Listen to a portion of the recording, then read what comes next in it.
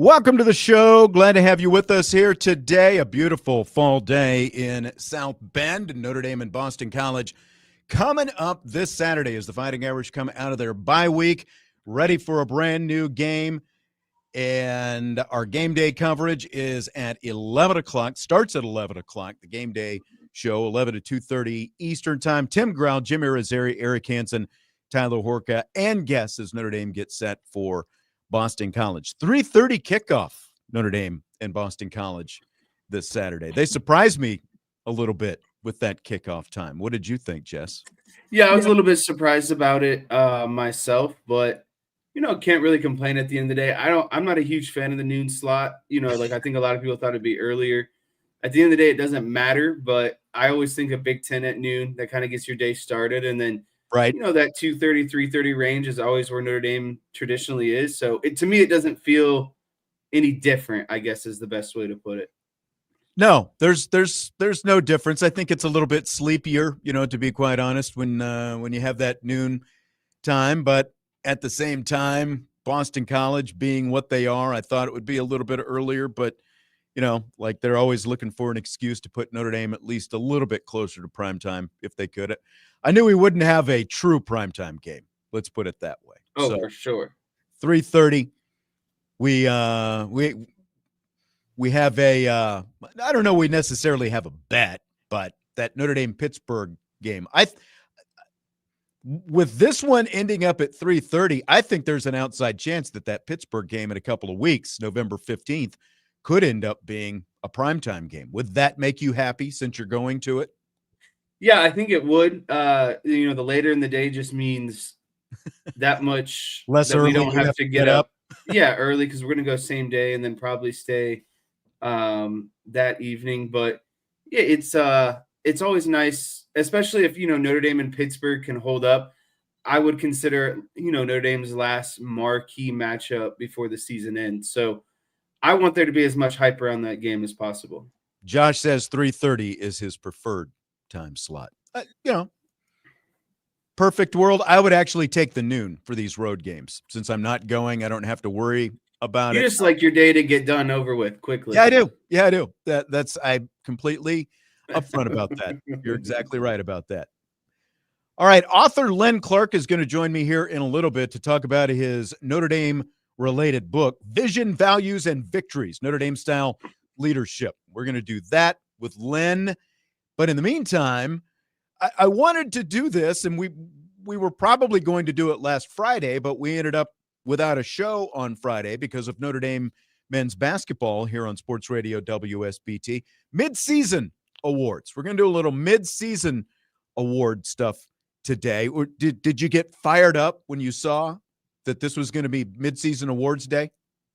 I did, and I think some of these questions are like, not layups, but I think there are some that are more thought-provoking than others. I think there's some questions where a lot of people are probably going to say the same thing, but I more so look forward to the ones where you have a bit of variety. Yeah, I tried to mix it up a little bit so it wasn't just like straightforward. Let's just come out of the gates, though. Top two candidates. I tried to add at least a layer to it. Top two candidates for midseason MVP for Notre Dame.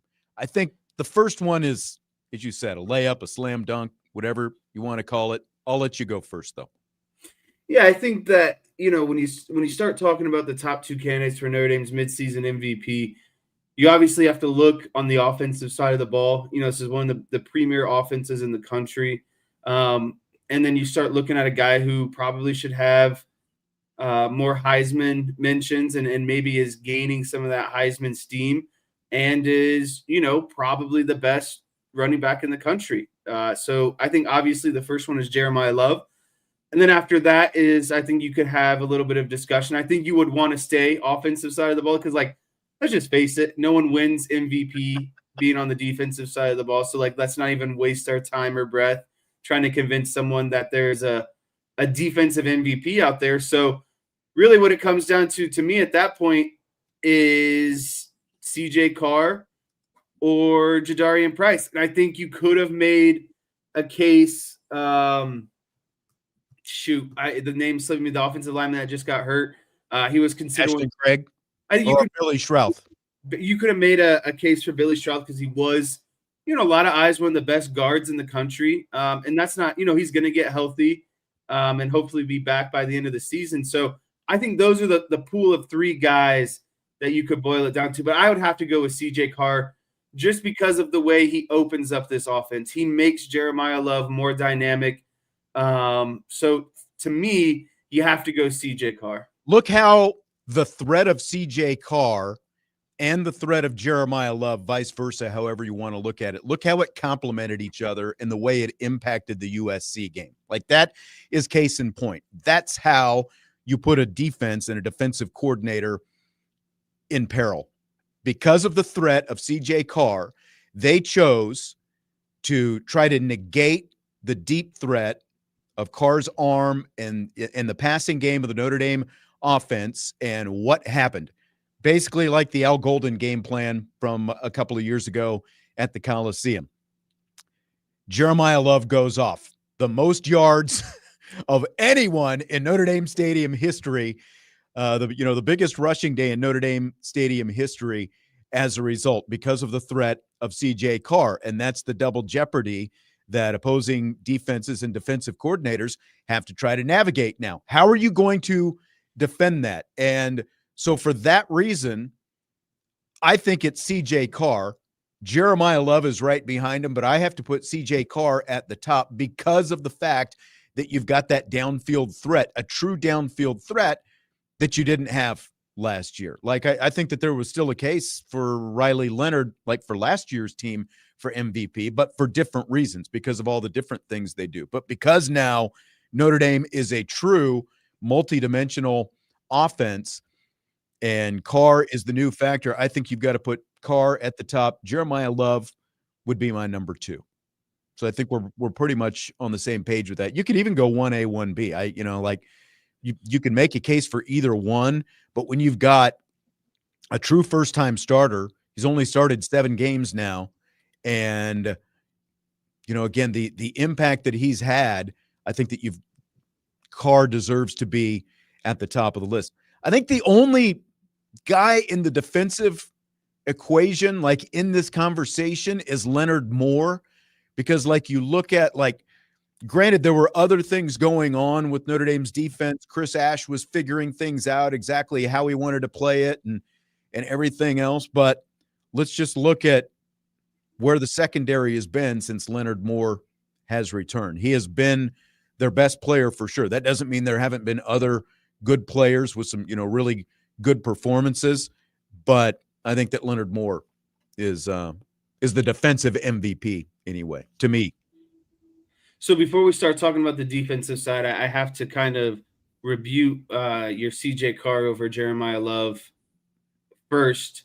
I think my only caveat to that is when you have someone like Jeremiah Love and obviously Jadarian Price, I think it allows you to be at more ease as a first-time quarterback, and especially just a quarterback in general at Notre Dame.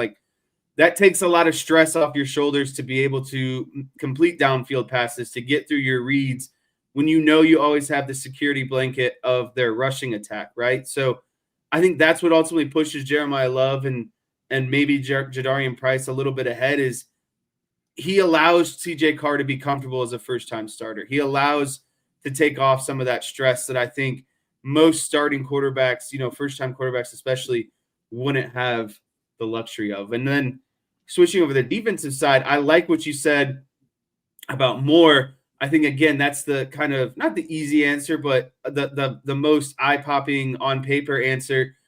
I like a guy like a Don Schuler, though, because of how much chaos he creates.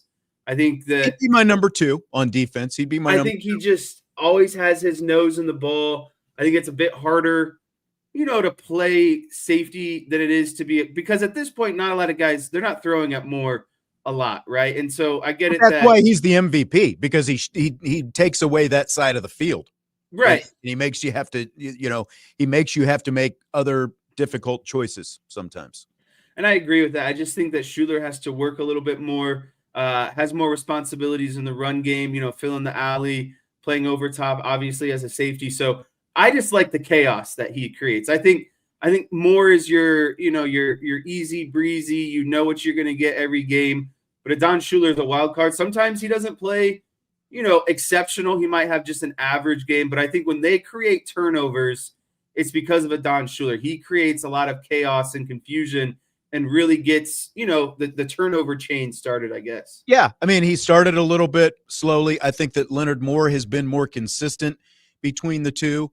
Now, again, part of that is kind of paring down the defense and getting things figured out. And I mentioned Chris Ash figuring things out, and Terry in the YouTube chat says, did Ash figure it out? I mean, obviously, look, at the end of the day, he's still the defensive coordinator. And whether he had to be strong-armed into changing what he was doing on the field, he is still the defensive coordinator. He is still the one who is making the calls defensively. And so maybe, some of the strategy had to be sort of forced into his brain, but at the end of the day, he's still the defensive coordinator. So where you want to give credit, I guess, is your thing. Ash did figure it out to the extent of, if Marcus Freeman, did, go to him and say, look, we've got to do less of this, more of this. He still had to puts together the game plans based on those decisions. Yeah, I agree. I mean, I think obviously there were some things early on in the season that maybe Chris Ash was a little bit overconfident about, but anyone who thinks that Marcus Freeman is the sole responsible guy for turning this around is just sadly mistaken. Like, Marcus Freeman does not have the bandwidth to be a full-time head coach and full-time defensive coordinator. And that's why you're seeing a lot of these guys who are doing that really put in a lot of stress this season. We talked about Napier down in Florida. We're talking about Sarkisian over at Texas. Like, the more you submerge yourself and make yourself expand your bandwidth of being not only a full-time head coach, but also being a guy who's the full-time play caller, the full-time offensive coordinator, you're going to get stretched very thin. And I think that's when you have super, bad results at the end of the day. If you're a head coach, you have to trust your coordinators to a degree. Like, did he maybe step in and provide input and maybe, was more attentive after those first couple of weeks and provided, some solutions to Chris Ash and a lot of, brainstorming sessions, of course. But again, like you said, at the end of the day, this is still Chris Ash's defense. He's still the guy on the sideline calling the shots every game, the guy who's leading all of the practice drills, everything else. So, right. I think as much as we wanted to come down on Chris Ash at the beginning of the season, I think it's fair or you need to give him his due respect of, yes, he has changed things around, and it still is predominantly him. Yes, Marcus Freeman helped, but it is still Chris Ash. Right. And, like Terry is saying, and Tommy Reese is the OC of the Browns. I mean, it's an apple to oranges discussion. I know what you're alluding to, because Stefanski is the play caller for the Cleveland Browns, even though Tommy Reese is the defensive coordinator. But again, Marcus Freeman is not calling the defense on game days. Marcus Freeman has essentially said, I want less zone. I want more man, like different, like all the talk early on in the season about marrying up the front, marrying, with the secondary and the coverage and those kind of things. So Marcus Freeman put his thumb on the scale and said, I want less of this, like this stuff that doesn't work. And I want more of this stuff that we know does work. And now it is on Chris Ash to make sure those are the kind of calls that he is calling the majority of the time. So I get what you're saying, Terry. Look, Marcus Freeman had input. I think we can all agree on that. But Chris Ash is still the guy who is running the defense. And quite frankly, it doesn't matter at the end of the day who's calling what, as long as the calls are right more times than not, and Notre Dame is winning football games. Like, that's what matters right now. And if you look at the trend over the last 4 games, Notre Dame's defense is obviously trending in the right direction. Now, kind of on that topic, I don't think Chris Ash is going to win the award for top assistant coach at midseason. Who would you give that to at midseason for Notre Dame? So I have 2, and I think both are good. So I'm going to go with who I actually think it would be, and I know I'm going to probably catch some criticism for it, and then I'll go with the one that I think most people would probably say. Okay. So let's just start off. I would give it to Joe Rudolph. To be honest with you, And, I know a lot of people are going to be like, well, why is Anthony Knapp still playing tackle? And everyone just wants to sit here and bully and argue about who should be playing what position along the offensive line. But the thing is Joe Rudolph constantly finds the 5 best guys, and it might not be where that person is best at specifically, but it's what's going to help the offensive line succeed the most as a unit. And I respect him a lot for that because of all the injuries that he has faced, going at the end of last season, going into this season. They lost a lot of veteran experience in that room for this season. So again, a lot of young guys. You had a preseason injury that you couldn't forecast. You've had in-season, injuries now. And to me, no matter what happens, no matter the shuffle, the offensive line is still the freaking constant on this team. They dominated the trenches. That's why they beat USC so convincingly. So for me, it's got to be Joe Rudolph. And then I think the more of the layup answer is Gino Guidugli, just because of how CJ Carr has looked as a first-time starter and a young guy. I get your rationale for Joe Rudolph. And, look, it was easy to come down on him, especially those first couple of games, because we saw Notre Dame's offensive line get whipped at points in those first 2 games like we never saw them get whipped last year. Like there were some major issues, especially with the 2 most experienced guys, the tackles. They had issues in that game. But, like when you look at where Ruben Bain, like the way he has played all year, you can see why maybe, they had some struggles with that guy. But, the biggest compliment I'll give Joe Rudolph, we talked about this yesterday, and I think you and I talked about it last week, is the fact that over the last 2 seasons, they have dealt with far more injuries than anyone would want to deal with on the offensive line, because now you're looking at 2 of the 3 interior spots are going to be manned by guys who didn't start the season. And the other one, Gerby Lambert at right guard, is in there because of the fact that Charles Jagasaw was injured before the season ever started. And Joe Rudolph has been really great at getting that next guy ready, like plugging those guys in once these unfortunate injuries have happened, both last year and this year. So I'll definitely give him that.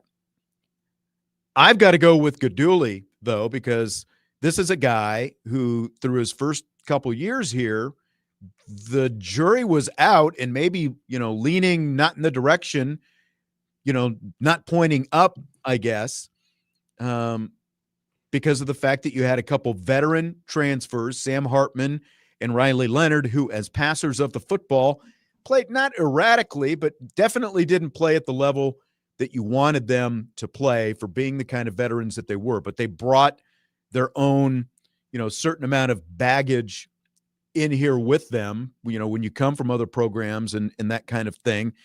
And I think that, like, this season, a lot was going to be on Gino Guidugli in terms of how do you prepare a quarterback? How are you actually developing your own guys? And we've got to see that with what we've seen from CJ Carr, with the level of play that he has played with as a first-time starting quarterback through 7 games. So I'm putting Gino up at the top.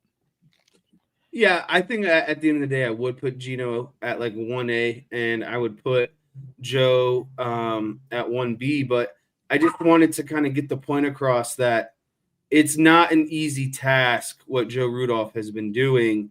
And for them to come out and dominate a team like USC in the trenches and run like that, that's only because of your offensive line. And that's where it starts. So I thought that in the most important game of the season, despite injuries, shuffling along the offensive line, they still got it done in the most important game. And a game you had to win, and it was a drastic improvement from Miami game 1 to, the win versus USC. I at least see your line of logic. Tommy is coming back at you. He says Mike Mickens. I think Mickens has been fine, but like for what this team has specifically faced this season, I'm not going to take anything away from Mike Mickens by any means, because he's kind of been put into a situation where he's obviously had to get some young guys ready to go as well. Varying results so far, but when the top guys have been out there, they played exceptionally well. But like he's been without Devontae Smith for a good chunk of the season, and you're rolling, with Dallas Golden and Carson Hobbs at different points, and again, Mickens has been fine, but you're not in the situation that you're in without a first-time starting quarterback, a redshirt freshman quarterback playing at the level that he's at. So for that reason, I put Gaduli at the top, and Jesse outlined the reason that he put Joe Rudolph at the top of his list for everything that the offensive line has done.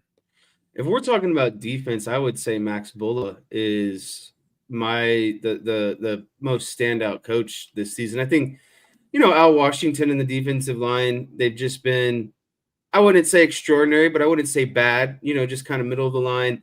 I think obviously in the secondary you have Schuler and Moore. I would have liked to see a little bit more development out of those younger guys, but that's coming along quickly, with Tay Johnson and Dallas Golden and, a lot of these other guys that are getting mixed in. But I just feel like the linebackers have been super consistent. I think Drake Bowen struggled a little bit, but I think everyone on the defense was struggling early on. But I'm just really impressed with guys like Bowen, Snead, and especially KVA in the linebacker core. We'll do more of our midseason awards in just a little bit. We're going to take a break, though. When we come back, Len Clark is going to join us, and he's going to talk about his new book, Vision, Values, and Victories, Notre Dame-Style Leadership. We're going to do that when we return with more Notre Dame midseason awards coming up after that. Budweiser's Weekday Sports Beat with IrishBreakdown.com.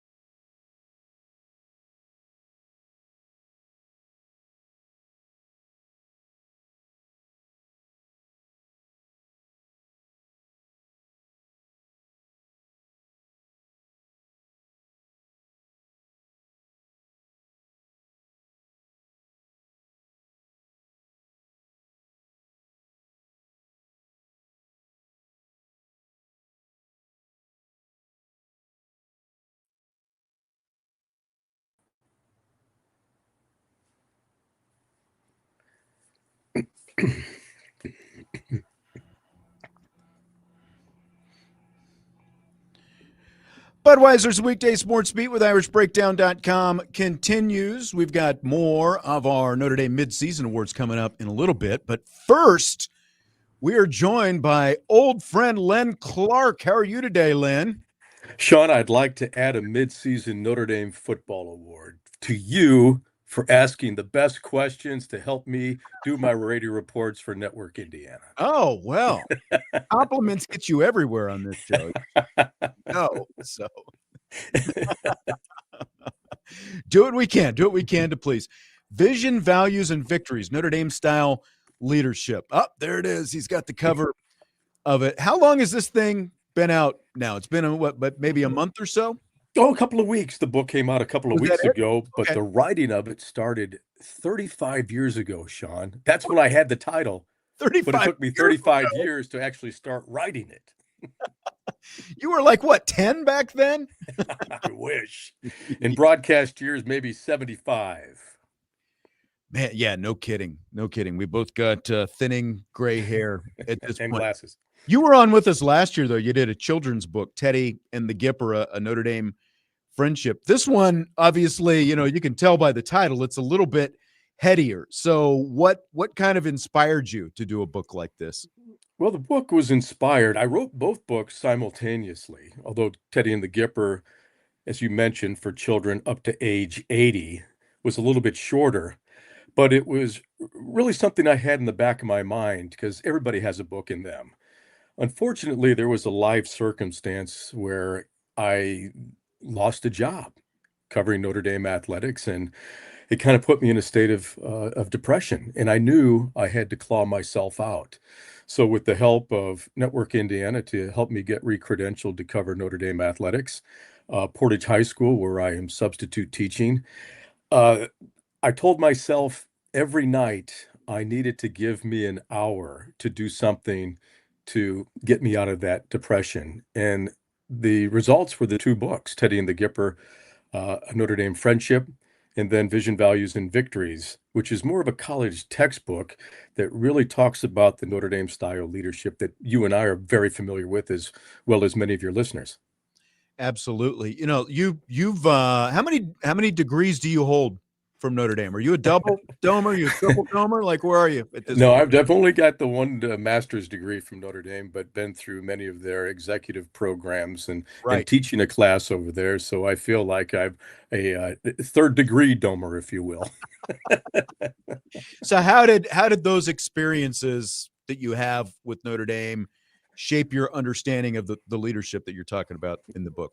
Well, a lot of things contribute to writing the book, and one was my PhD program where I explored various leadership programs and styles out there, and I researched some of the major leadership figures out there, some of the great authors, and some of the military individuals. You were in the military, Sean, and you know how well leadership is taught. It's a way of life there. So I studied a guy, former Navy SEAL named Mark Devine, and a former Navy Blue Angels pilot, John Foley.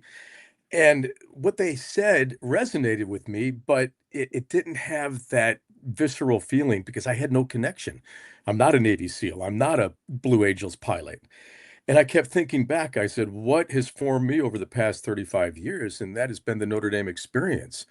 And so I really started to research the Notre Dame style of leadership, and I really focused on three major individuals: Father Soren, the founder of the University of Notre Dame; Father Ted Hesburgh, who really transformed Notre Dame into the national university that we know today; and Ara Parsegian, who resurrected the football program in the 60s and the 1970s.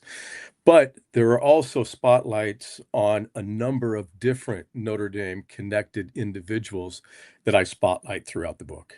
Well, and I know from talking with you, you got former Notre Dame athletic director Kevin White to participate in this. How did that all kind of come about? Well, as you know, Sean, and maybe some of the listeners do too, I spent a lot of time in Ireland, and I was there for 4 months last year. And I get an email from a friend of mine who works with the Aer Lingus Classic, and he says, "You are coming by tonight to talk with Kevin White, who's doing his book signing."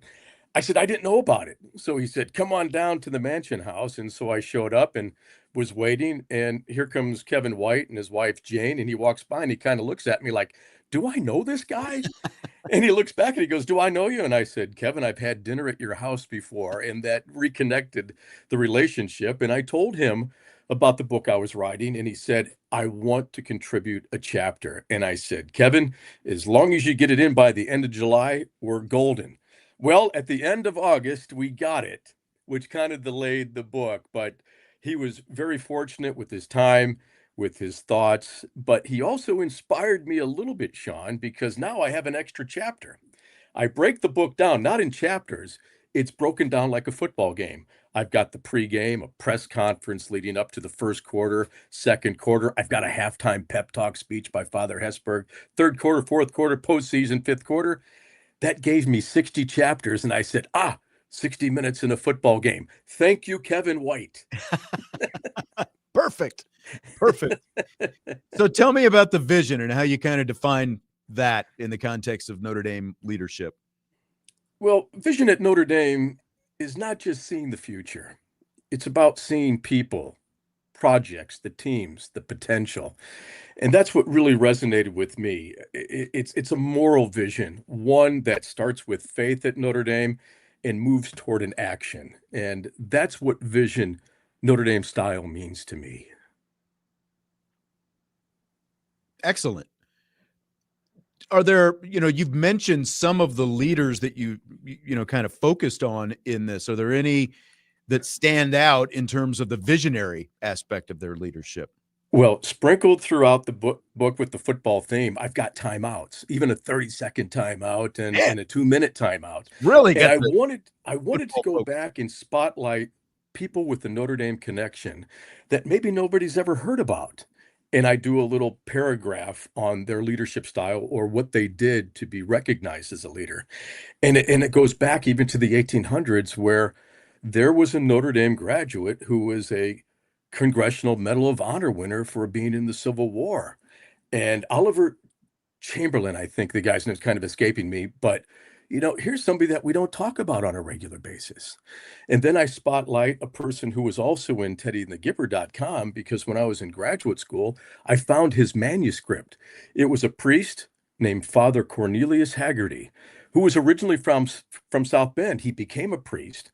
And this guy, Sean, was a nut, man. He was just one of those guys I would have loved to have met. He taught philosophy, but in the summer he had all this time off. So he convinced his superiors to give him some money to buy a canoe. He popped it in the St. Joe River and canoed down to New Orleans. And he would do that every summer. But here's an interesting story. He actually saved George Gipp from drowning in the St. Joe River. Really? If it wasn't for Cornelius Haggerty, there would be no win one for the Gipper. Wow. That's a story I never knew. And another thing about Father Cornelius Haggerty is there's a famous priest called Father Patrick Peyton from Ireland, known as the Rosary Priest. He's actually been beatified, and he's very close to becoming a saint. He died, I think, in the late 1980s, and I actually had a chance to meet him. But in the 1930s, late 1930s, he was on his deathbed at Notre Dame with tuberculosis. They didn't know what to do with him. Father Haggerty came in to give him last rites, and Father Peyton said, "What do I do, Father?" And Father Cornelius Haggerty said, "Pray to the Virgin Mary." Sean, he was healed overnight. They can't explain it. He got up and walked out of bed the next day. And that's when Father Peyton devoted his whole life to the rosary and became very famous in the Hollywood circles for getting Bing Crosby and a bunch of the filmmakers to do little bits for him in his crusade about the rosary. So these are some of the little stories that are sprinkled in Vision, Values, and Victories, Notre Dame-style leadership. Well, and the last part of that is victories. So what definition of victories beyond like traditional wins and losses, especially since you've woven it sounds like so many football metaphors into this book? Well, victories at Notre Dame is more than touchdowns. It's about transformation. It's about watching a person grow. It's about seeing a student come onto campus for the first time and to really find themselves and to graduate and to go on to do great things. Not necessarily making a big income, but giving back to society. And I think that's the strength of Notre Dame, is that it's about the values, victory values and victory values, vision values and victories. It's the values where it's about giving back to the community. It's about helping others, but more importantly, to giving back in the name of an institution that helped you to become who you were or are. Vision, Values, and Victories, Notre Dame-Style Leadership. Len Clark is the author. There he's holding it up again in the YouTube. So where can everyone find the book, Len? Well, ndleadershipbook.com is where they can buy it, but I'm going to be at the bookstore the Friday before the Navy game from 3:30 to 5, signing books at the bookstore, in addition to being at Augie's Locker Room Friday and Saturday. That's kind of my game day ritual. I hang out there and meet fans and hang out with Jim Augenstein and his family and all the fans coming in to come in to watch a Notre Dame football game. And so I'm really looking forward to not only the football game, but to meet everybody and to talk more about the books. All right. Great stuff. Vision, Values, and Victories, Notre Dame-Style Leadership. And like Len said, you can stop by next Notre Dame home weekend, either Friday or Saturday, and grab a book, get a signed copy. And anything else before we wrap up, I guess? Keep asking those good questions for me. All right. Sounds good. Thanks, Len. I'll see you in about a week and a half at the Navy We'll game. see you there. Thanks, Sean. All right. Thanks, Len. Bye. That is Len Clark. Again, the book is Vision, Values, and Victories, Notre Dame-Style Leadership. We'll take a break. When we come back, Jesse will be back with me, and we'll get into more of those Notre Dame Midseason awards. That's coming up next. Budweiser's Weekday Sports Beat with IrishBreakdown.com.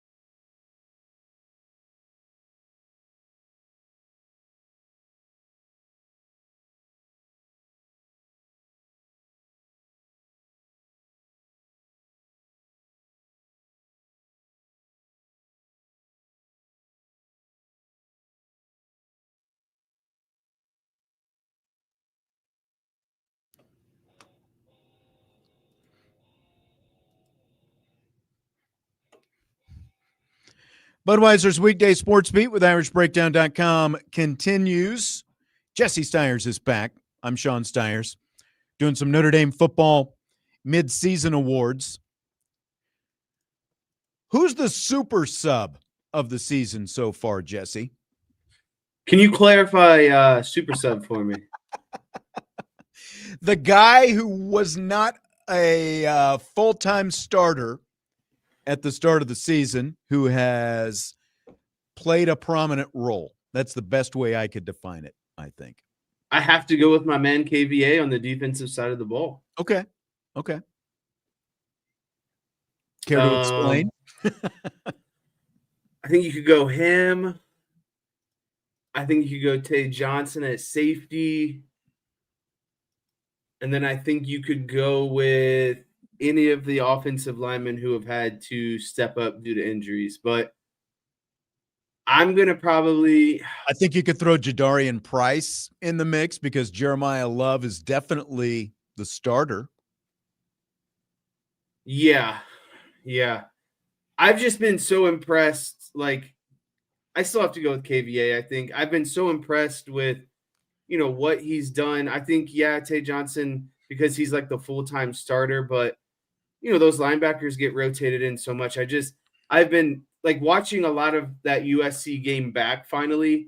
A lot of stuff that he's now doing on the defensive side of the ball, especially on the short down situations, playing really well and man coverage. I would say KVA. But again, Tay Johnson's a really good answer too, because he stepped into the starting role, created a couple of turnovers, that sort of thing. So I'm okay with that as well. I guess it's almost cheating saying Tay Johnson because of the fact that he has become a starter, but he wasn't a starter. Like I wrote the definition of what super sub is, so maybe that's bending it. There is still more of a rotation at linebacker, and Kingston Viliamu-Asa not starting there all the time. Joe Allen says Joe Otting. I think that's a good one as well. We've only seen him for one game, so very small sample size with Joe Otting, but for at least the game that he played, huge impact. And you don't, Jeremiah Love doesn't run for 228 yards if you don't have Otting, playing a big role, big factor in that as well. So I'd like to see more out of Otting before I would give it to him, because again, like one game compared to some of these other guys who have done a lot more. Jadarian Price is also almost cheating because of the fact that he's not necessarily 1B, but like at the very least, he's very close because of the kind of role and the kind of impact that he has, but he doesn't start, so he is a super sub. I give it to Johnson myself. Like, just look at the play that he made on that quarterback run when that USC had. I mean, like that kind of impact that you can have. And he's like the third leading tackler on the team right now. So I give it to Johnson for that. What's the best offensive play of the season so far? Yeah, I think this might catch a lot of people off guard. I hope that it does. I have a sneaky feeling that we're going to end up saying the same thing. But you start the season 0-2. It's you're coming back, after losing to Texas A&M. It's the first play against Purdue. You go 12 personnel, 2 tight ends. You're gearing up. Everyone in the stadium thinks it's a run play, and you hit a play action. You hit a bomb to Malachi Fields on that post route. 50 air yards from Notre Dame's 27 to the opponent's 20. That's got to be the one for me. I just think it set the tone. You're 0-2. Your back's up against the wall. Everyone in the stadium thinks you're going 12 personnel and you're just going to run the ball. And it's just going to be one of those games where Notre Dame has to just grind it out. But they just throw a haymaker to start the game. And I really think that set the tone for the rest of the season. That's absolutely right. That's why I give it that, even though like Tommy brings up CJ Carr's no-look pass touchdown in the opener in the second half against Miami. And like that goes on the highlight reel for sure as well, just in terms of individual play and like what CJ Carr brought to the table. But I think in terms of overall impact, going over the top, like you said, 12 personnel, you go play action, you've got to respect Jeremiah Love. And when you look at, like, do you think that USC wasn't watching that film when they decided how they needed to defend Notre Dame? Like, of course they were. And I think that has impacted the way other teams that like made teams pay full respect to CJ Carr and the passing element of Notre Dame's offense. And it's opened up, and it's going to continue to open up so much more. But like, I would probably put the no-look pass by CJ Carr right behind that. But in terms of how it's impacted how opposing defenses have to game plan for you, I think that 66-yard touchdown pass to Malachi Fields has had major impact. What about best defensive play? I feel like this one is a little bit harder to define. Yeah, this one's harder to define, but I want to look at, when stakes were at the highest. So I'm going to look at that USC game because, again, it's a rivalry game. It's a season-defining game. You're already 0-2. It's a big game on the schedule. You have to kind of put your name back on the map.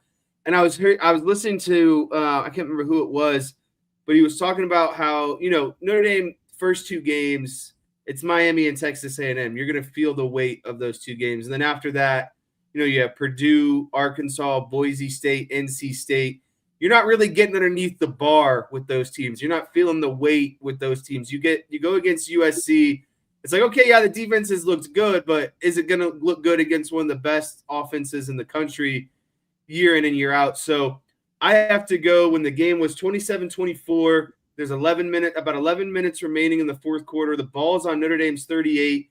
USC's driving. It looks like they're about to maybe score again. I know where you're going. And they run that silly end-around pass play. Stupid Notre Dame forces the fumble. I just think that was a game-changing moment, not only in that game, because I think that's ultimately what sealed the victory against, USC, your top rival, a rival you don't know if it's coming back. So to me, that was the top defensive player of the year. Yeah, and it ended up like at least a 10-point swing, if not a 14-point swing, depending on if USC is able to finish that off, because Notre Dame turned it into the CJ Carr touchdown run is where that fumble ended up going. So like when you look at that play and, like two significant guys for Notre Dame in on that play, just a massive defensive play, taking that ball away from Mekhi Lemon and, like Lincoln Riley, what are you thinking? I don't know. Special teams play. I think you've got two to choose from, unless you want to go really outside the box. Which 100-yard kickoff return do you want to go with? I go with Jadarian Price's 100-yard return against USC that same game because Trojans had just taken the lead. Price gets it. They make the fatal mistake of kicking to him. He takes it to the house. Notre Dame never trails again in the game. So I've got to go with Price's 100-yard return against Southern Cal. Yeah, that's to me, you have to look at game-changing plays. And again, this is a huge momentum shift type play. USC just took the lead, got the 2-point conversion as well, if I'm not mistaken. And so they went up by a full field goal. And then here comes Jadarian Price just, breaking the souls of USC because it's like they had to go down and do a whole drive, right? That was a taxing drive. And then here comes Price, immediately 100 yards, taking that lead back. So I went with Jadarian Price's return as well. Tommy says there's been more than one 100-yard return. Apparently he was unconscious for the Purdue game, and he missed that. He was still recovering from the week before when he was in town for Texas A&M. Yes, there have been two 100-yard returns this year, and Mr. Price has had both of them. But, yeah, just a massive momentum swing that Jadarian Price had in that USC game. So that's where I went with. We've got just a couple minutes here in this hour. What kind of grade do you give Notre Dame's offense to this point? I struggled on this one. I went back and forth between a B+, and I think if I say B+, a lot of people are going to say I'm being harsh. A-, I think you could be is a little too greedy. I mean, here's what it boils down to. Do they have one of the best rushing and passing attacks in all of college football? Yes. But I think what's holding them back right now is their short yardage, their fourth down, and their red zone efficiency. And red zone efficiency, they're ranked 102nd Fourth down efficiency, they're 115th, which I think plays into their short down struggles. The thing is that they're not bad on third down. They are actually really good on third down. It's just when they get to fourth down, short, red zone, and it's crazy to say, I just think they've left a lot of points out there. And that's a crazy thing to say, considering I think they're averaging like 38, 39 points per game or something. Number 10 scoring offense in the nation right now. Right. But I think when you talk about, potentially getting down into the playoffs, because it won't matter, hopefully, against the rest of these teams, but in the playoffs, you have to be really good in short yardage. That is, and the red zone. That is what's going to win you a lot of close games when the talent is equal, or maybe even, the other team's a little bit more talented. So until they clean that up, I have to stick with a B+ on this one. I'm B+, A-. You're absolutely right. That's what they've got to get figured out. That's their main task to get figured out over these last 5 games, is how you become successful in those short yardage and red zone situations, because the short yardage thing has been an issue all year. Red zone has now become an issue, but it's also because of the fact that they've had so many short yardage situations that they have not won in the red zone. So like one has kind of turned into an issue. They all play off each other at the end of the day. Yeah, but overall, like the way the offense functions, like between the 20s, they're great. But once they get in the red zone in those short yardage situations, that's where it's become an issue. You've got to do better against the teams you're going to play, though, because they're not going to be playoff caliber teams. You've got to have near perfect success against them. So again, I'm B+, A-. What about defense? What kind of grade do you give them? Because like surprisingly, when you look at their numbers, number 17 against the rush, number 59 total defense, number 40 in scoring defense, 21.3 points a game for the season that they're allowing, 12.7 a game over the last 4. That's trending in the right direction. They've also got the number 40 pass efficiency defense, and that has jumped up leaps and bounds over these last 4.5 games as well. So what kind of grade do you give the defense? Yeah, so, I'm seeing a lot of people in here saying, B+ for offense and then giving the defense a B. I'm not quite setting that standard. Those two things do not jive. If those two things B, then the offense has got to be a solid A- at the very worst. Right. And so I think I'm going to go, I want to say C+, but I think I just have to go with the very basic C right now. And you brought up a lot of the stats I was going to mention. They're 17th in run defense at 3.2 yards per carry. On the flip side, they're 7.2 yards per catch, which ranks them 70th.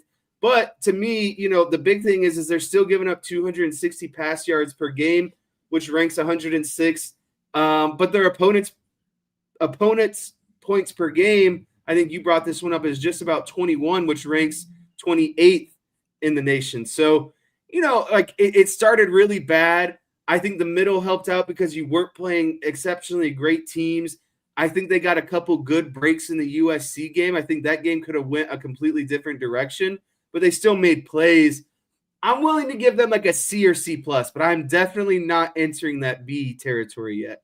Yeah. Terry, this is the best answer that he's had today, as pessimistic as Terry in the YouTube chat has been today. He rebounded with this one. He says, whole season C+, I'd probably go C. Last 4 games, A-. I would be in agreement on the A-. So I would go C for the entirety of the season, 7 games, A- these last 4 games. Defense has been really good, trending in the right direction. So getting better. I think that's a pretty good grade. The only unfortunate part, fortunate, unfortunate, the defense I think is going to round out and have a solid year because you were so front loaded and you were going to get, if you lost those games the way that they did, the defense was obviously the deciding factor. But like we've kind of highlighted, you've gotten the chance to play Purdue, who kind of tore you up for 2 quarters, Boise State, NC State, and Arkansas. I'm most impressed, I think, with what they've done against Arkansas. Like, you watch Arkansas, and they're giving everyone else fits. Top teams in the SEC fits offensively. Criminally underrated what Notre Dame's defense did in that Arkansas game. Especially they completely just dominated them in every aspect of that game. That was 1 week after Purdue, when Purdue did what they did, at least for a half, against Notre Dame's defense. Tommy in the YouTube chat says that Terry is our old friend DK, Wow. who has been accused of having like 6 different handles, I think, Wow. in the last 6 I months. can't believe Tommy did that. I was pretty sure, but I can't believe it. Tommy must have, he must have done something to Tommy to get that public outing. We're a little behind. We got to get into this break so we can take a break and get into rapid fire in hour number 2. That is around the corner. Rapid fire. A lot more Notre Dame topics. Vince is even going to pop in for part of the second hour of the show. Got a little surprise coming up. So that's coming up. Hour number 2. Budweiser's weekday sports beat with IrishBreakdown.com.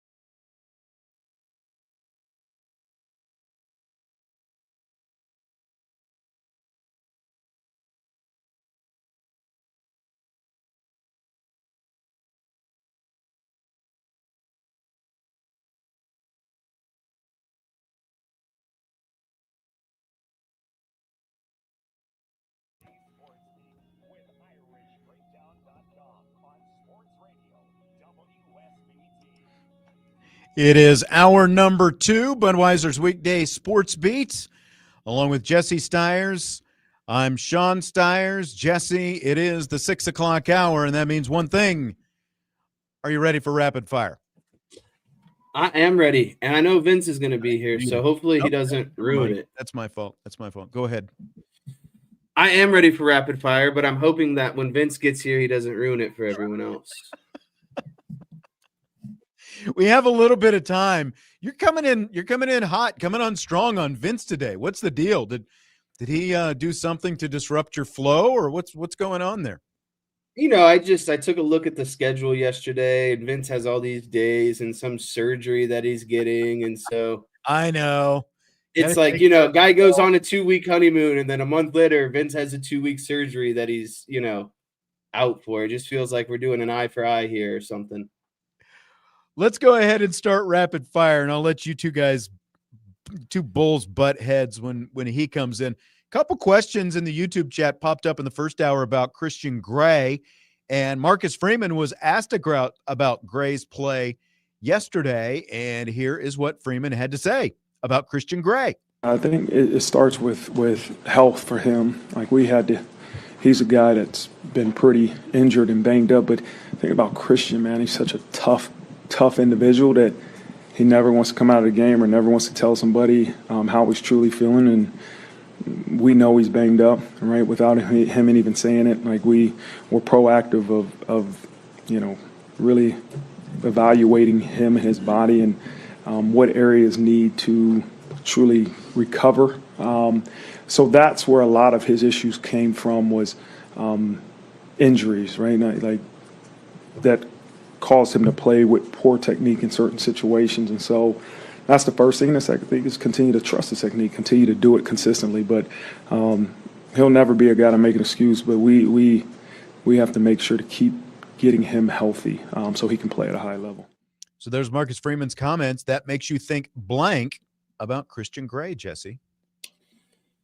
I feel like Christian Gray is everyone's punching bag. When the secondary's doing bad, when, he's maybe getting kind of, for lack of better terms, getting burnt by, wide receiver here or there. But I always have sympathy for Christian Gray because he does have more opposite of him. A lot of teams aren't going to throw at Moore, so you got to throw at someone. And so, to me, Christian Gray, this just makes me think even more of Christian Gray at the end of the day because he's undersized, he's getting thrown at, and now, of course, he's got some injuries. I get it. A lot of guys towards the end of the season are playing with some sort of injury, but playing kind of banged up as a corner, I just really think it to me it shows me your toughness. And that's why it makes me think even more of Christian Gray. And I think there was another question that was started up. Some outlets just see him as a bang average player and others as a very good player in a difficult position. I lean more so towards the latter. I think he is a really good, talented player. I think he gets picked on consistently. And I think that's only going to make him better. I think he's an NFL corner. And I think by the time he gets to the NFL, he'll be the most battle-tested or experienced because, again, it is obvious that teams game plan. If there's someone in the secondary, we feel like Christian Gray is the biggest, matchup that we can win.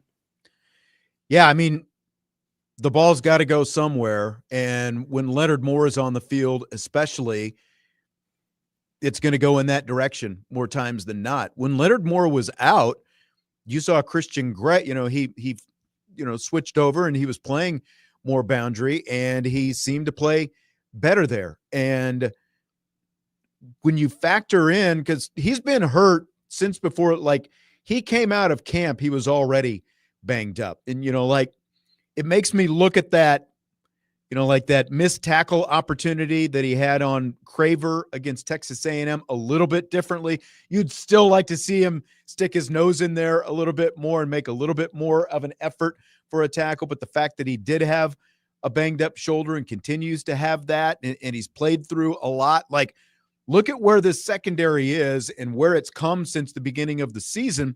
Now, again, having Leonard Moore helps a lot of that. When Devontae Smith was healthy, that helped a lot of that as well.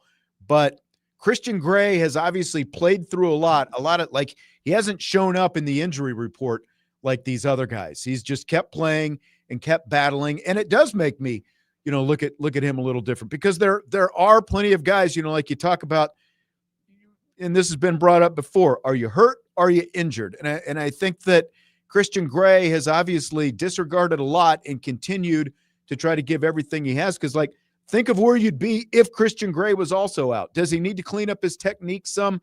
Yeah. Does he need to trust himself a little bit more? Yeah, of course. Be a little bit less handsy, like, there's some things that he could do to clean it up. But when you look at and you listen to Marcus Freeman talk about him like that, the fact that he has continued to play when he is so banged up, I think you definitely have to look at him in a different light.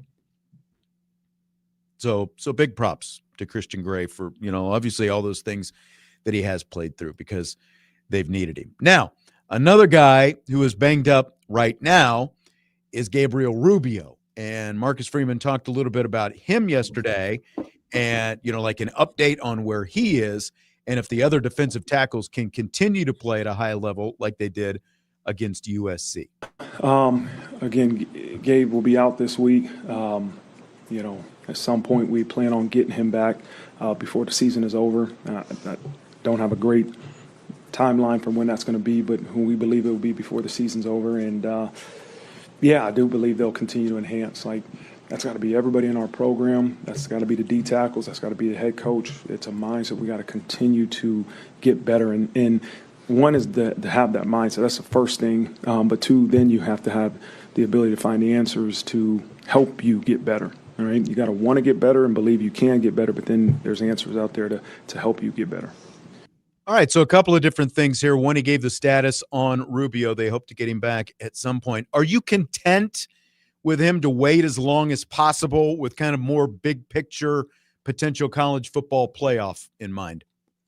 Yes, and I know this is easy to say, but, I was most worried about the USC game because I think USC did have a legit running game. Mm-hmm. I think of the opponents, remaining, but no one really strikes that fear into my soul.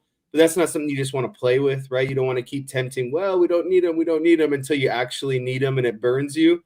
But, the way that the defensive line, Onye, I always forget his name, the guy who transferred from USC, Elijah Hughes, he played really well. So, as long as you're getting production out of those guys, I think it makes sense. I think you're only truly going to miss him when you go against some true, kind of like you would have missed him last year against Georgia in the playoffs, just because the sole fact that they have big bodies, they still have a power run game, and he's a traditional can eat up a double team. Like a true guy, you have to double team him. I think you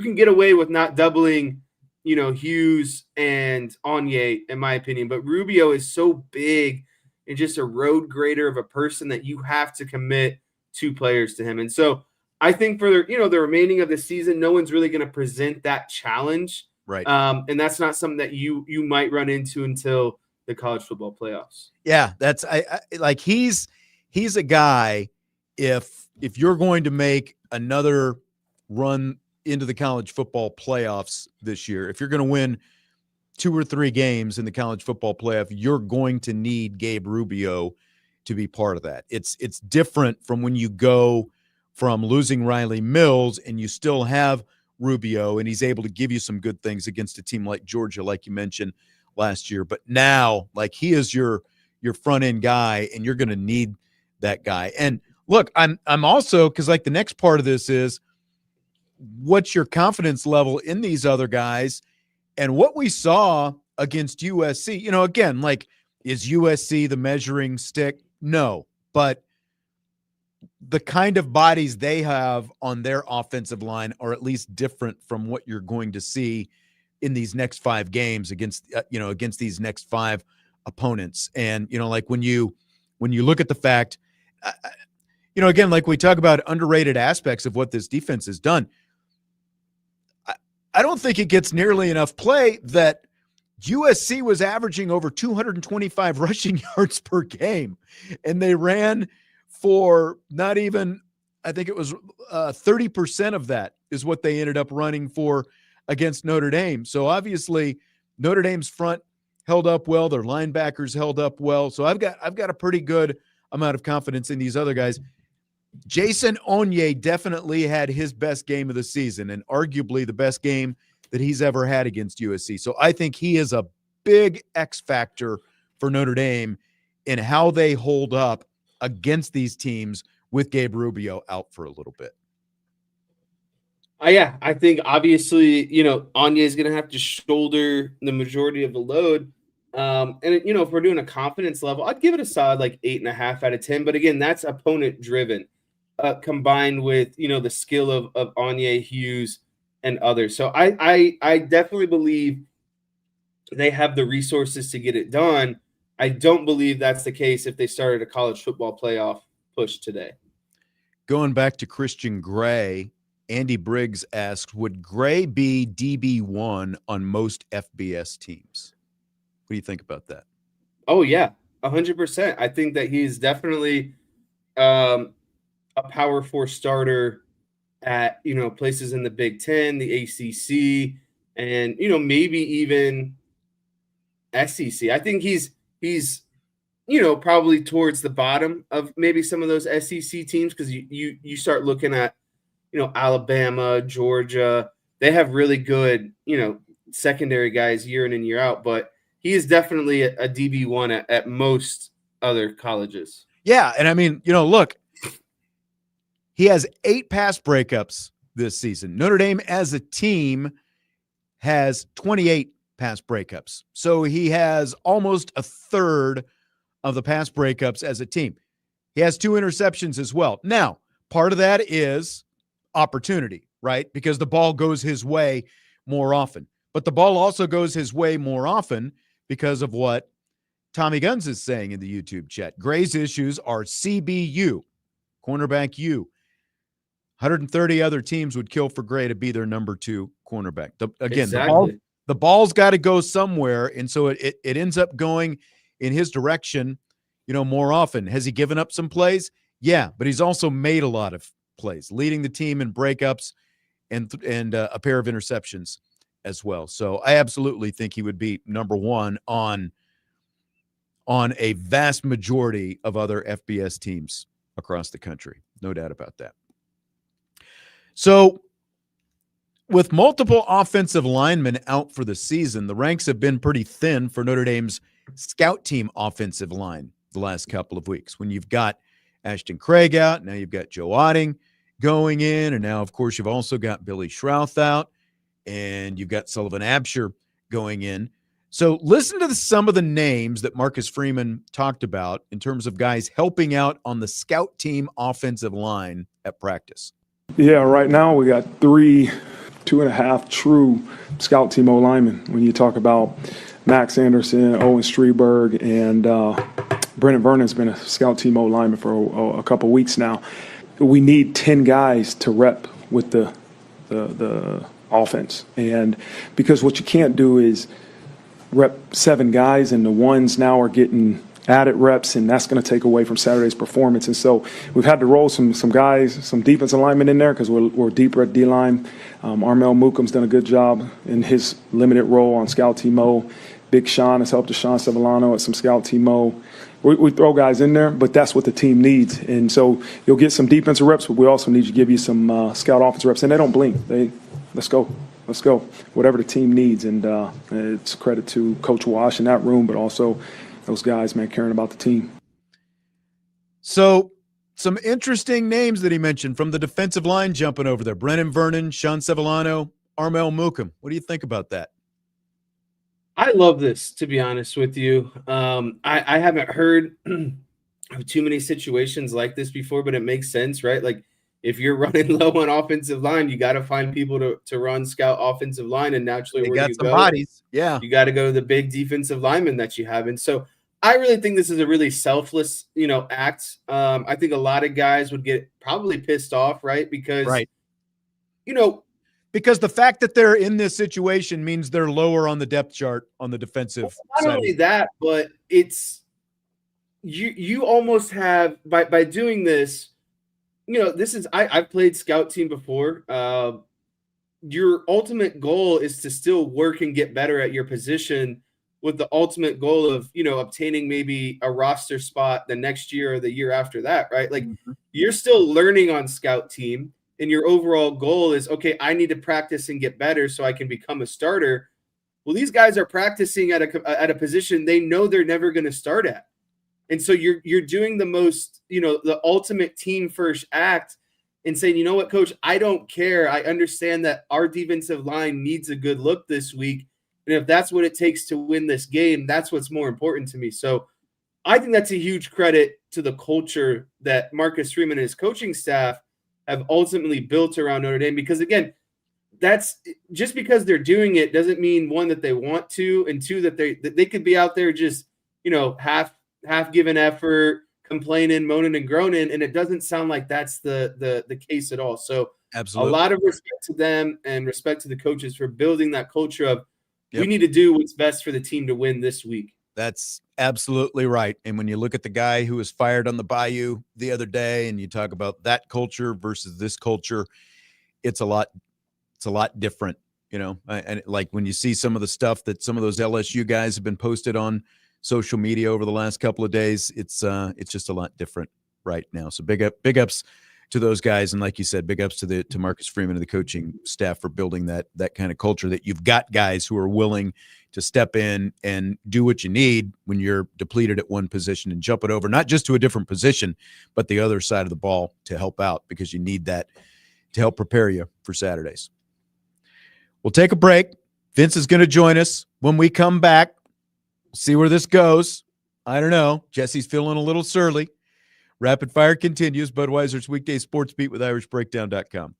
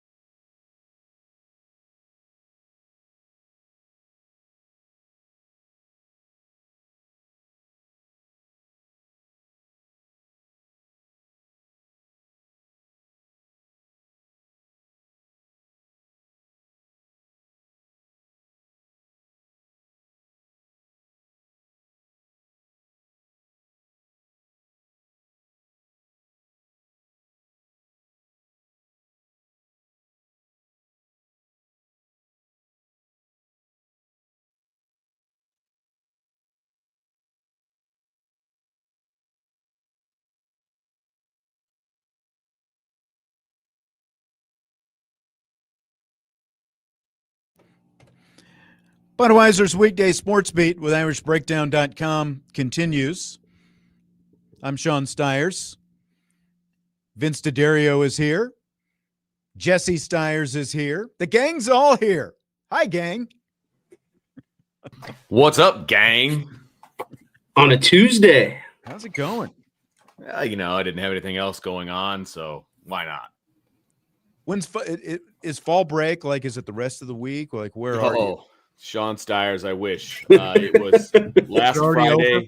It was last Friday and yesterday. It was so you had a 4-day weekend. Well, yeah. I'm not complaining. It was fantastic. That's not bad. So what's the difference between fall break and Thanksgiving break these days? I'm assuming you get Thursday and Friday off for Thanksgiving, right?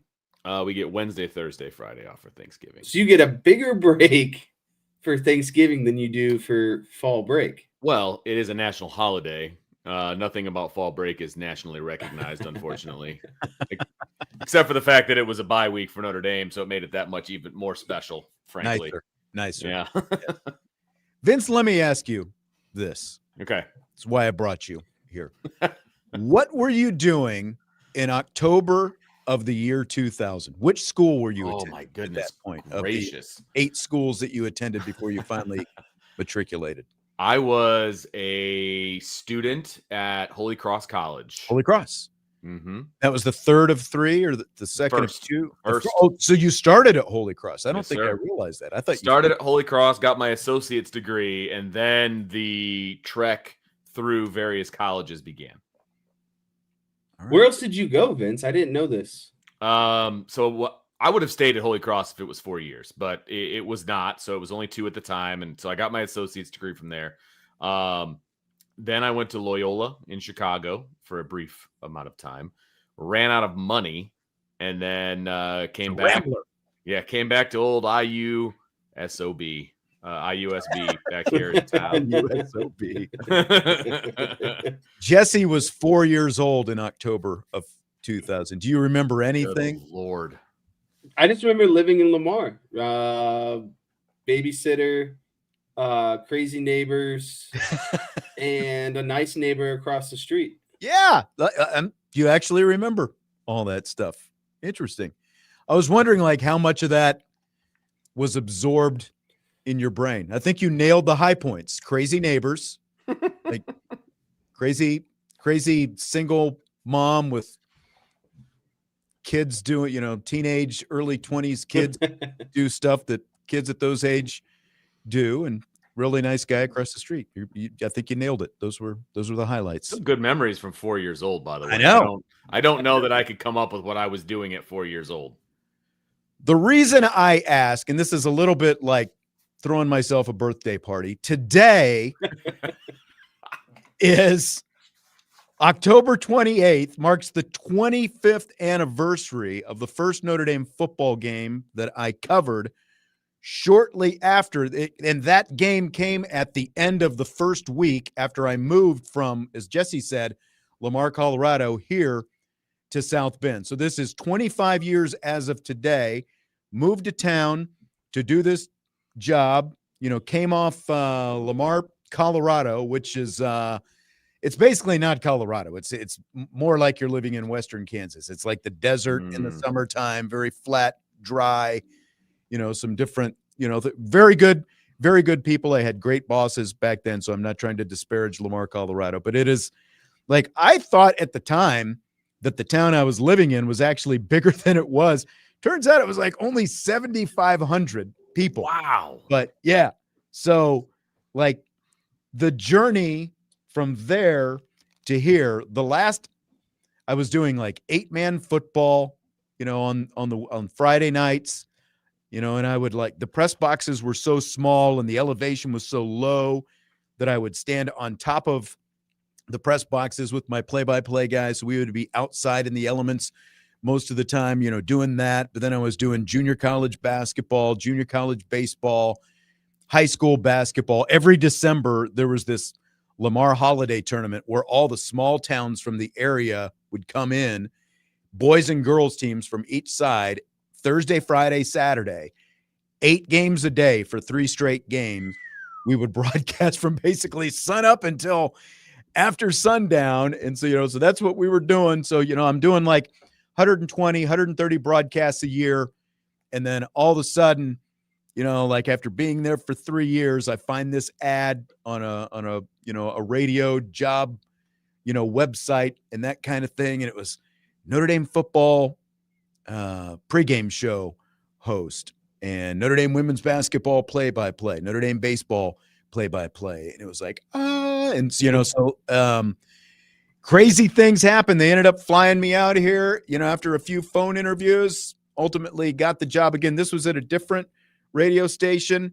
The last 25 years have been, there have been some ups and downs, but the reason I wanted to have you guys on is because in spite of those upsides, ups and downs, like you two guys have been my, whose car are we going to take guys? Like when I've needed something, you guys have always been there. And it's like part of why we're all sitting here looking at each other and talking to each other today. So I wanted to give you guys as much of the appreciation from that. Cause like 25 years for me, Vince and I met about 4 years into that. Yep.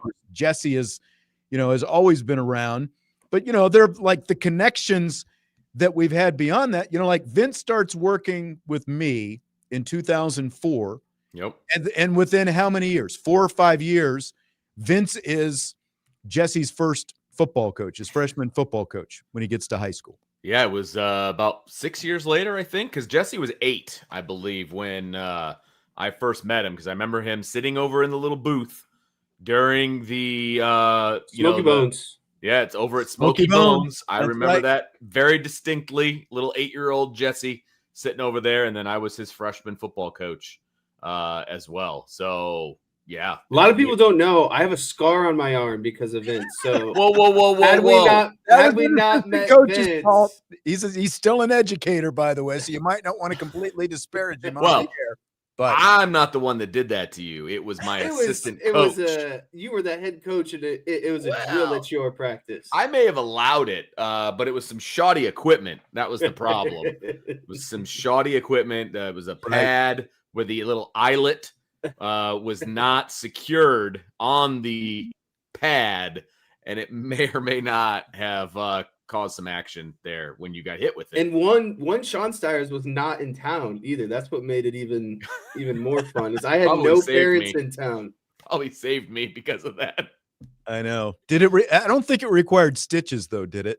No, but upon further review, probably should have had stitches, but didn't quite stitch it up. Hey, your mom's a nurse. I mean, I'm gonna have to shift the blame over there for the proper care of that. We butterflied it, and I just went and got like a forearm pad. Yes, you did. Hey, no time off. No time off. Still made the next game. There you go. Appreciate that. There you go. Joe says in October of 2000 he had just moved to Omaha, and he's been there ever since. And I've been here ever since. So I don't mean to age you here, but I'm trying to. I'm turning 30 this year. Mm-hmm. How old were you? But yeah.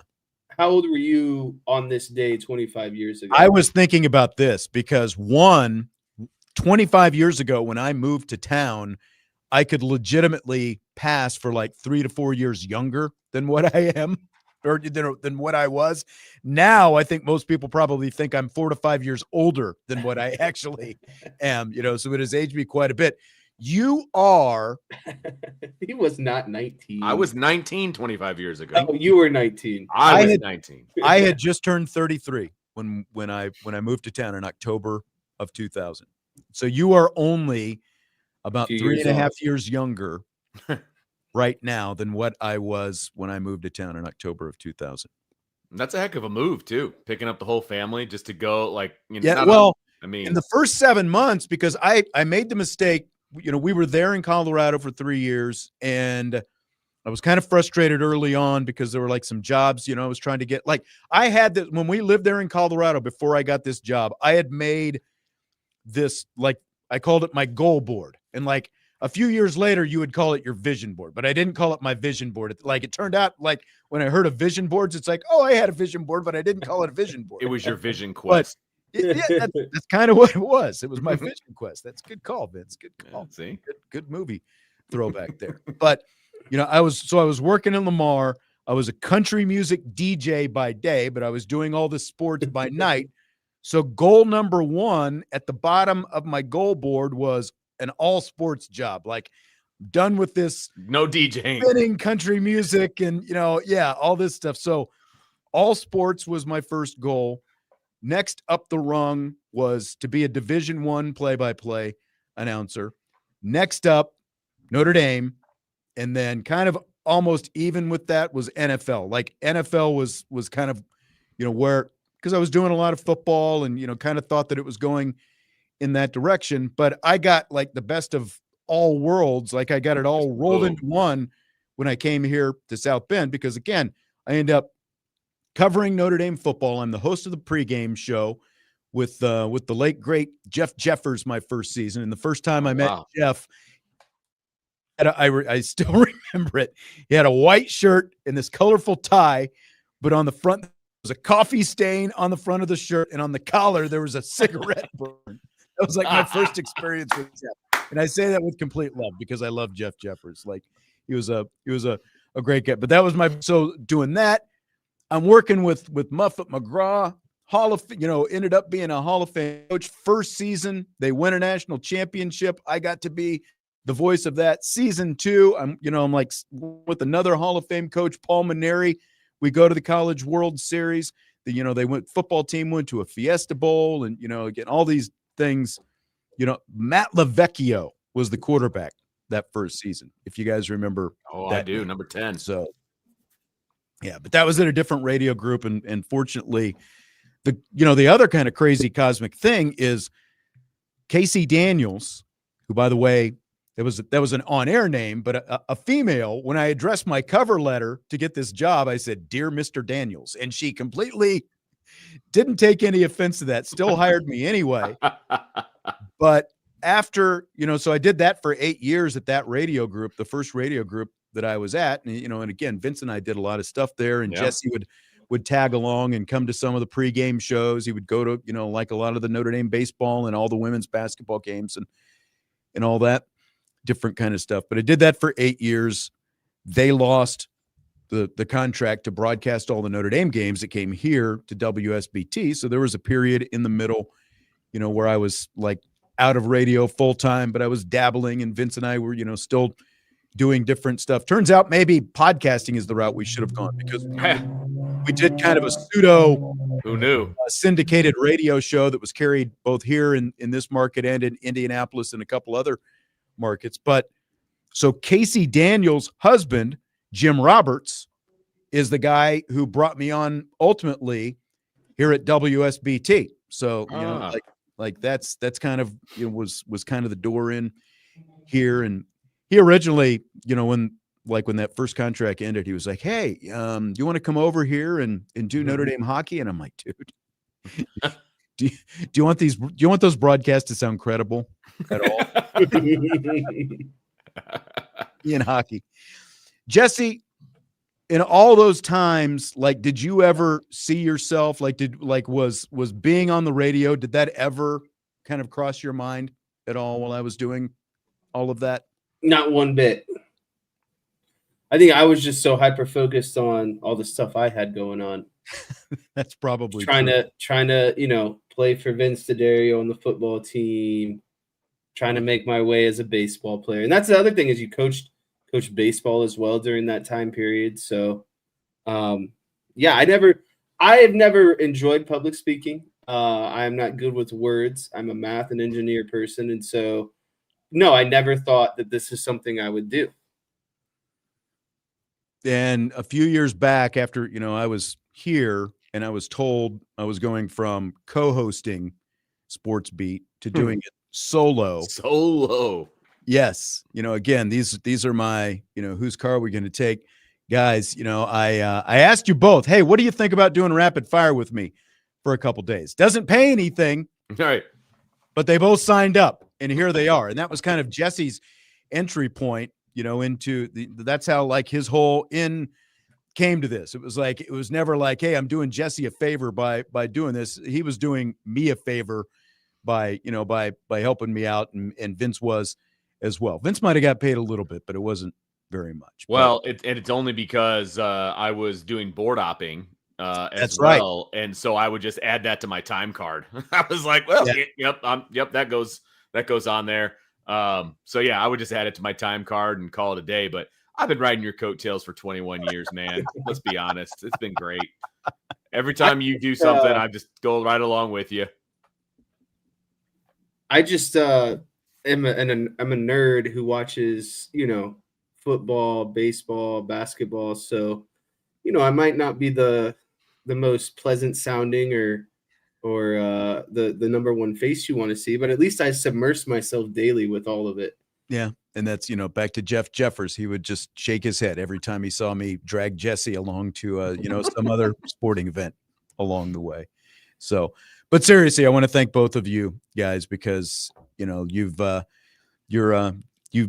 always been here, and, I wasn't raised, in the, positive reinforcement gratitude and, like doling that out, as Jesse can probably attest to, not nearly as much as I, I don't say it often enough, but obviously I want to thank both of you guys for everything. So that's why I wanted to make sure and have both of you guys here today. Ultimately, nobody cares about 25 years for all SS, but Hey, I care. it's And, pretty, to me, it's pretty cool. I like to think of a long time in the business. Yeah, it's a long time, and this is where I always wanted to be. And again, the paths took some different curves along the way. After 8 years at the first place, and like a pause in the middle, and this is going on.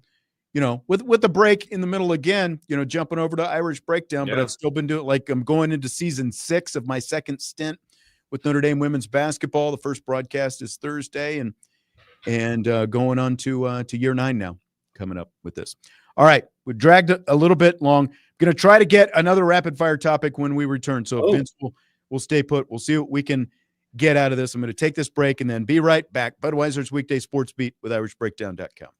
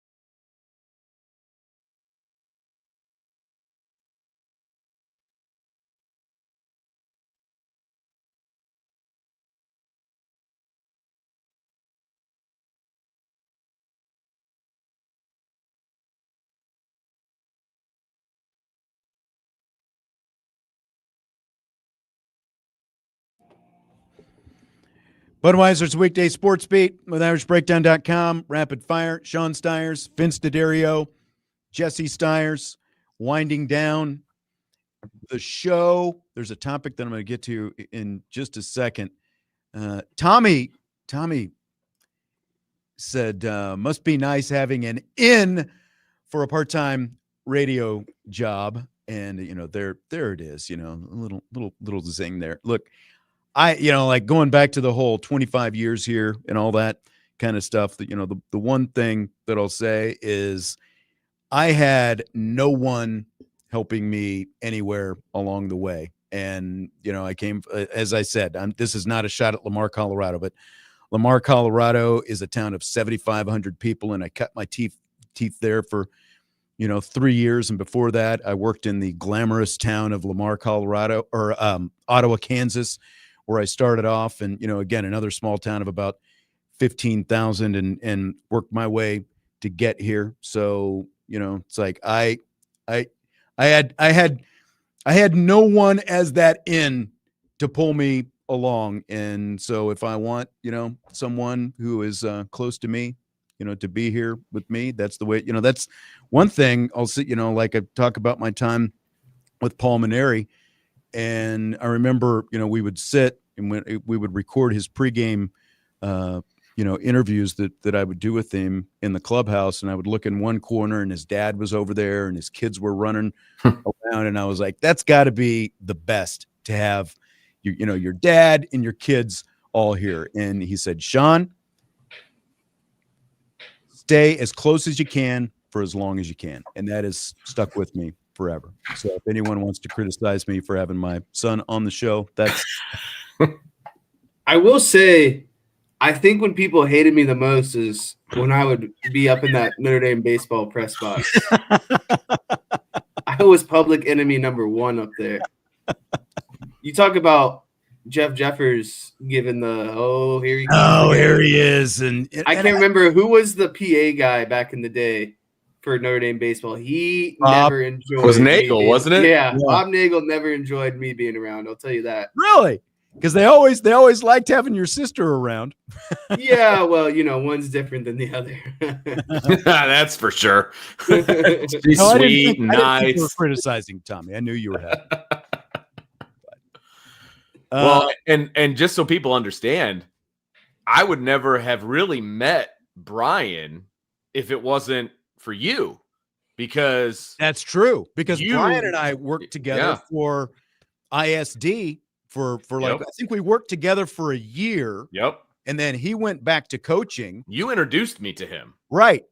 When I was working with him. That's right. I forgot about that. And then, the other, I talked about Vince coaching Jesse in high school at Adams. Well, like another offshoot of this is Colin Burns, our old buddy Colin Burns, who's now the athletic director at Adams. He was part of the Sean Stiers radio experience back in the old ESPN radio days. Vince and Colin and Brian and Sean Llewellyn, were all like the part-time guys who were part of that mix. And Colin is over there at Adams now. And Brian, when he left here after he worked at ISD the first time, he went back into coaching for a few years and he tried to recruit Jesse.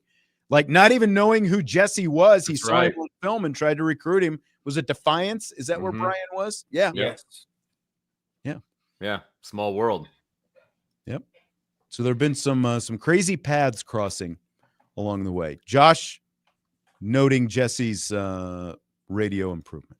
So thank you. I've come a long way. I don't know how much time we're running a little bit short on time, and I don't want to blow this topic that I was thinking about here. So we've only got a couple of minutes left. You guys are both staring at me like, what are we going to talk about? I don't know where we're going with this. So, I mean, wouldn't be the first time you sprung something on me. So I'm ready to roll with whatever you want to do. Well, Michael, did you see these comments that I did, that Josh Pate made? Michael was asking about this, and I've got the screenshot of this, And here it is. I don't even know if you can see it up there on the screen, but I've got the photo of it. So Josh Pate, this was from 4 years ago. Yeah. November 2021. 2021. Josh Pate says, we discussed this name on this very board several weeks back, and I told you he'd be my ideal candidate, but I never believed it was possible. Apparently it was possible. If Woodward closes this, and he's talking about Brian Kelly, if Woodward closes this, it's beyond a grand slam. I've listened to the doubters and have yet to hear a logical reason why LSU folks should not be over the moon excited about this. Brian Kelly has essentially been trying to compete in the Daytona 500 with a Prius, given the limitations at Notre Dame relative to college football's Tier 1. To even have them consistently in the CFP playoff conversation has been incredible. If you want to know how incredible it was, keep an eye on the program once he leaves. Oh, that That's did what- not age well. Ooh, At that's what all. Josh Pate said about Brian Kelly and referring to the Notre Dame program and where he thought the program would go once Brian Kelly left. So with a couple of minutes left, you Oof. guys have any thoughts on that? He talked. He's obviously changed his tune since then, Well, but those were his words in writing yeah. when Brian Kelly left for LSU. His little speech that he gave when Brian Kelly was fired, he basically said how close he was to the LSU situation. He said his show wouldn't have been what it is without LSU, so I'm not sure what that is all about. But he has an affinity for LSU. Okay, cool. Then he's like, a couple years into the tenure, I knew that Brian Kelly wasn't going to be the right guy, but I didn't want to say anything until after he was gone. And I'm like, that sounds awfully familiar. And then he never he kind of hinted around the fact that he was wrong when this all started, but he certainly did not flat out own those comments. But I've seen that thing circulating around, and it would behoove him to own those comments. I'll just say that. Yeah, I just think it's this could be real short and easy. Just own up and say you were wrong at the end of the day, and that'll never happen with someone like with the ego of Josh Pate. And Yeah. I while it's always fun to rain Wrap it on up. the Brian Kelly parade, he's still a solid coach. I think he'll find another job. I just think LSU was a bit too much for him, and I think he's realized that. And I think Notre Dame or maybe like a Big it up. Ten school are his cap. So I hope he finds a soft landing spot. All right. Well, Jesse took all of my oxygen here at the end, but again, I love having him here. So you guys, mindful of the clock on Thursday. Vince and I will be back tomorrow. We'll talk to you then. Thanks, guys. Budweiser's Weekday Sports Beat with IrishBreakdown.com.